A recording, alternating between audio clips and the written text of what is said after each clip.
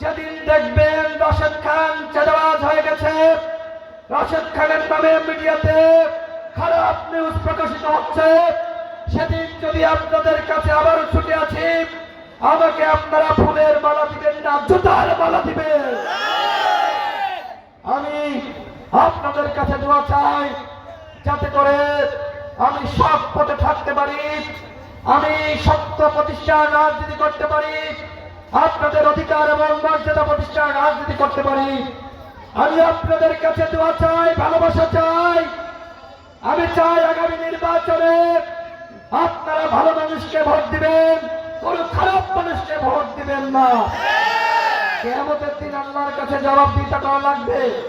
ওই লোক আপনার বিবেককে টাকার বিনিময়ে কিংবা চাল কিংবা মাংসের বিনিময়ে কিনে নিবে, ও যে অন্যায় করবে, অপরাধ করবে, ওর ভাগিদার কিন্তু আপনাকে হতে হবে। চুরি যে করে আর চুরিকে সমর্থন করে সমান অপরাধী নয়। সুতরাং আগামী নির্বাচনে সেনাবাহিনী ভোট কেন্দ্রে থাকবে, প্রত্যেকটা কেন্দ্রে পুলিশ থাকবে, আইন শৃঙ্খলা বাহিনী থাকবে, রাজনৈতিক দলের নেতৃবৃন্দ থাকবে। আগামী নির্বাচন 14 কিংবা 18 সালের নির্বাচন হবে না। আগামী নির্বাচন 24-এর মতন দামি নির্বাচন হবে না। আগামী নির্বাচন হবে বাংলাদেশের ইতিহাসের সারা নির্বাচন। সেই নির্বাচনে আপনারা নির্ভয়ে ভোট কেন্দ্রে যাবেন। যদি আপনাদেরকে কেউ ভয় দেখায়, যদি জোর করে বিভিন্ন ব্যক্তিকে মার্কায় ভোট দেওয়ার জন্য, সাথে সাথে সেনাবাহিনী বাইরে থাকবে, পুলিশ থাকবে, তাদের কাছে এসে অভিযোগ দিবেন। যে এই অন্যায় করবে, অপরাধ করবে, তার অবস্থা কিন্তু খারাপ হয়ে যাবে। সুতরাং ভয় পাওয়ার কিছু নাই। আমরা যদি ভয় পেতাম এই গণঅভ্যুত্থান বাংলাদেশে সৃষ্টি হতো। সুতরাং ভয় পাওয়া যাবে না। আপনারা সাহসী হয়ে রাজপথে সম্মিলিতভাবে নেমেছিলেন, যে কারণে এই বাংলাদেশ আমরা পেয়েছি।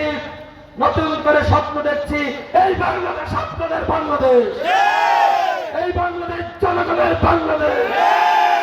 আমি একটা কথা বলি, যে কারণে অনেকে কষ্ট পায়।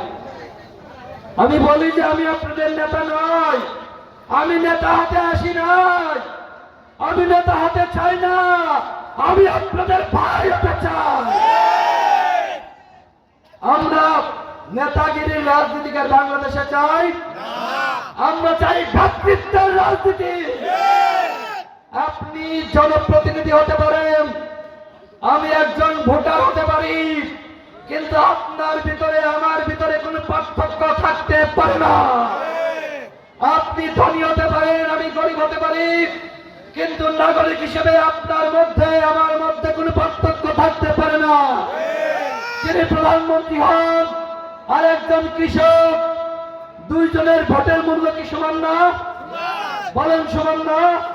তাহলে এই রাষ্ট্রে নাগরিক সেবা পেতে হবে সমান অধিকারের ভিত্তিতে, সাম্যতার ভিত্তিতে। এই রাষ্ট্রে একজন কৃষক, একজন শ্রমিক, তার সাথে বৈষম্য সৃষ্টি করা যাবে না।